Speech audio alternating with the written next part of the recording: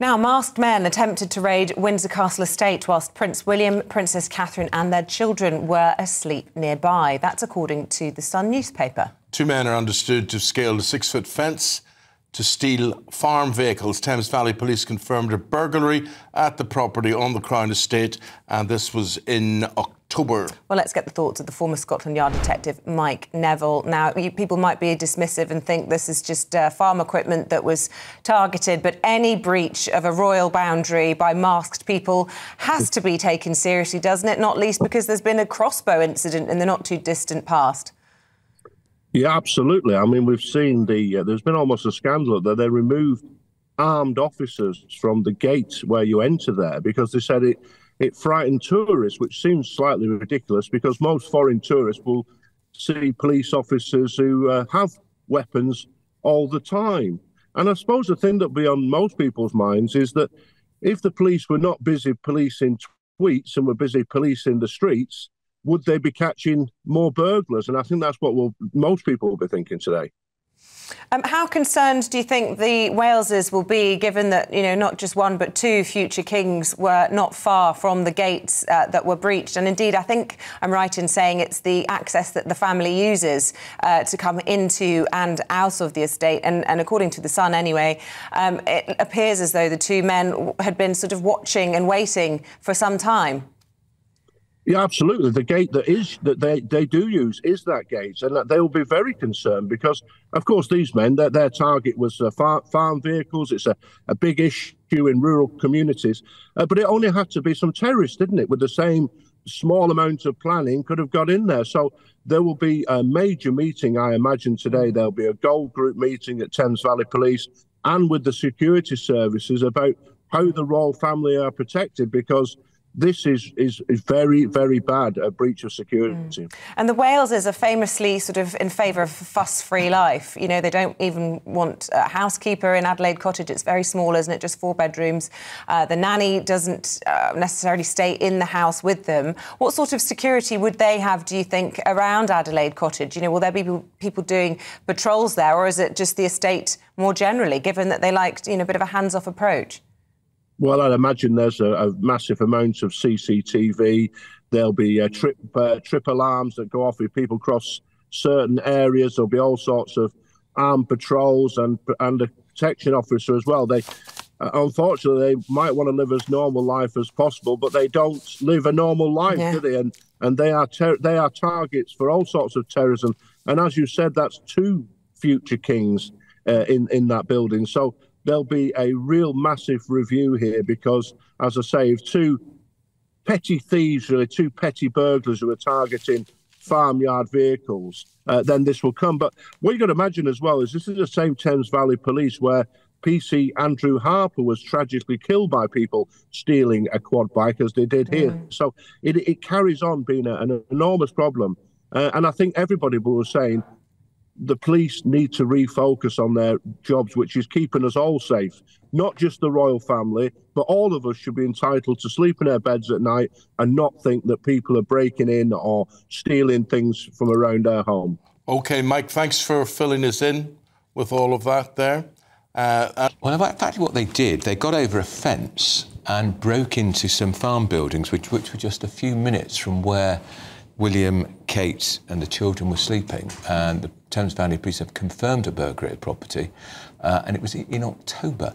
So why are we only finding out about this now, if it happened in October? Because it's on the front page of the Times, of the Sun. Windsor raiders, Will's kids slept. What worries me, though, Ellie, they haven't found anyone. This is a break-in at one of the most secure buildings in the whole of Britain, the Windsor Castle. Farm buildings, we know farmers are under huge pressure at the moment anyway because of the government. Still nobody, but we know from the Sun report, 2 masked men clambered over a 6-foot fence, drove off in a pickup and on a quad bike, which was stored in a barn. It's just quite extraordinary. So stolen farm vehicles, but from the property very close to where Prince William on the Windsor Royal Estate. So let's talk to, because I mean I thought they were meant to be armed police everywhere. Let's talk to the former head of Royal Protection, Di Davies, who joins us now. Di, if you were in charge of still in charge of Royal Protection, would you be a little bit worried this morning reading that on the front page of the Sun? Good morning. Well, I'd look at all the facts first, and I wouldn't entirely go on everything that whoever reported this back to the Sun. It happened in October. Clearly, questions need to be asked. But it is this particular barrier, from my recollection, is in the outer circumference. And again, each royal residence within that scope of security has, like onions, a huge range of different alarms, alerts, and all the rest of it. And they are permanently have officers attached to those residences. So as far as I was concerned, the royals themselves were not under any kind of threat. I think this was a theft, not dissimilar to thousands that occur, unfortunately, now for our farmer community. I mean, it seems to me they get robbed at every opportunity. But going back to this, no, I think careful analysis. This is a farm. It's years since I was there, but from recollection, it is an not independent, it's on the royal estate, but it is a farm. I'm surprised the alarms didn't go on, and if they did go off, then clearly officers would have responded. But it's a huge area, and you can't have officers patrolling 24/7 when you have so many royal residents to actually look after. And, you know, like everything these days, the police tell us they are stretched. But it's slightly misleading showing pictures of Windsor Castle and those surrounds. This is some miles away from the actual castle. And again, as I say, all the royal residents will have separate security. And I don't think at any time this caused them any concern. But clearly, you will look at it and see what else could be done to ensure this and everywhere else in the vicinity are secure. And Di, what is concerning about this, though, is as you say, it's not near Windsor Castle, it's near Adelaide Cottage, where we know the Waleses are living.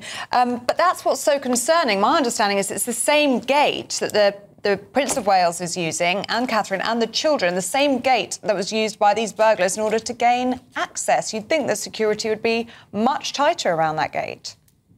Well, again, there are several gates between the road and this particular venue, i.e. where they're living. So I'm not sure which one we're actually talking about. If we're talking one directly on the road, as it were, then this is a barrier. It's not such a gate, but I stand to be corrected because it may have changed since I was there. So again, I say there are several other factors that are involved in this. I don't know the circumstances, so it would be dangerous for me to speculate too much. What I do say, royal security is taken very seriously, and I've no doubt my colleagues will be looking at it to see if indeed such increase requires to be done.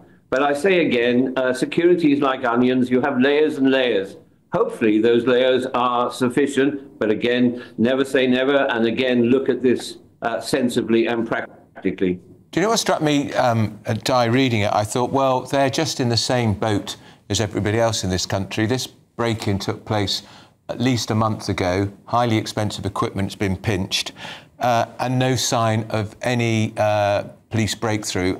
And I'm not. This isn't a criticism of the police, Di. It's a mere reflection of the fact we don't have enough police. They're too overstretched, and crime is on the rise. And so, if even a royal farm can't get the intruders on a royal farm, what hope for the rest of us? Well, I agree. I live in Snowdonia in North Wales, and trust me, rural crime is out of sight up here. So, yes, I feel sorry for those involved, the farm manager and all the rest of it, but they're experiencing what my neighbours are experiencing in this part of the world. We've got to look again at how we deal with rural crime, but you're absolutely right. It perhaps illustrates that very little is done across a whole range of issues involving farmers. The poor things are being attacked on all fronts by the government and by others. So this just adds to their woes, and very little is done, and very little farm machinery is actually ever recovered. We've got to look at those behind it. I think 2 vehicles were stolen in this case. We've got to ask the question, what security was there? Whether it's a royal farm or any other farm, people need to be aware of their security, and I'm sure my colleagues will be looking yet again. I think it's a bit of an embarrassment rather than anything else.